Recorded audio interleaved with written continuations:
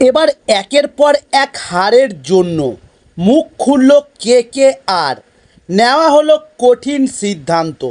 তবে কি জানালো এবার নাইট ম্যানেজমেন্ট, সেটাই জানাবো আজ। তার আগে আমাদের চ্যানেলে নতুন হলে চ্যানেলটি সাবস্ক্রাইব করে সঙ্গে থাকুন। চলুন শুরু করি। এক সময় কেকেআরের সবচেয়ে বড় ম্যাচ উইনার ছিলেন অ্যান্ড্রু রাসেল। নাইটদের বহু যুদ্ধ জয়ের কারিগর তিনি, কিন্তু এবার আইপিএলে নিজের চেনা ছন্দে একেবারে ধারের কাছে নেই ক্যারিবিয়ান এই তারকা।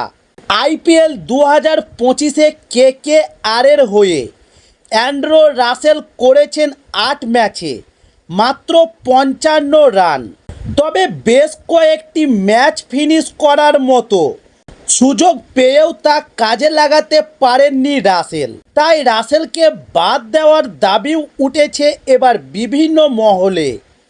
একের পর এক ম্যাচে ব্যর্থ হওয়ার পরেও কেন রাসেলকে বসাচ্ছে না কেকেআর?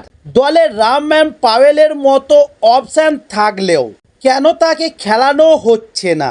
তবে এবার এই সকল প্রশ্নের মধ্যেই রাসেলকে নিয়ে মুখ খুললেন কেকেআরের মেন্টর ড্রেন ব্রাভো। লাগাতার ব্যর্থতার পরও রাসেলের পাশে দাঁড়াচ্ছেন কেকেআরের ব্রাভো। তাই ব্রাভো বলেছেন, একা রাসেলকে দোষ দিয়ে লাভ নেই, দল হিসাবেও আমরা ভালো ব্যাট করতে পারছি না। রাসেলের যথেষ্ট অভিজ্ঞতা রয়েছে, তবে সমস্যা সবার হচ্ছে, তাই আমাদের দল হিসাবে ভালো করতে হবে।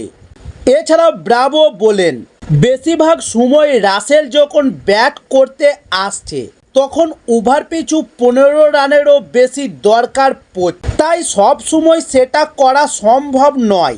আগে ব্যাটারদের রাসেলকে ম্যাচ ফিনিশ করার মতো মঞ্চ তৈরি করে দিতে হবে।